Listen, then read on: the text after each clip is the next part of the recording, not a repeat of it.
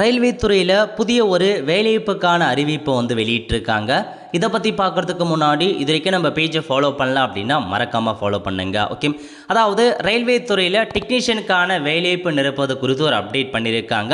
அதாவது இந்த வருஷம் மொத்தமாக 6565 வேக்கன்சி நிரப்புங்க அப்படின்ற மாதிரி இந்த சுற்றறிக்கையை வெளியிட்டிருக்காங்க. ஸோ 6565 வேக்கன்சி நிரப்ப போகிறாங்க. தமிழகத்தில் சதன் ரயில்வேக்கு மட்டும் 785 வேக்கன்சி பார்த்தா கொடுத்துருக்காங்க.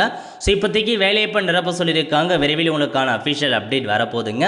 கல்வி தகுதி நீங்கள் சயின்ஸ் டிகிரி முடித்தவங்க அப்ளை பண்ணலாம். அதேமாரி 10th முடிச்சுட்டு ஐடிஐ முடித்தவங்களும் அப்ளை பண்ணிக்கலாங்க. கல்வி தகுதி 18 வயசுலேருந்து 30 வயசுக்குள்ளே இருக்கவங்க அப்ளை பண்ணுங்க. எப்படி செலெக்ஷன் பண்ணுறாங்க அப்படின்னா சிங்கிள் எக்ஸாமினேஷன் வைக்கிறாங்க.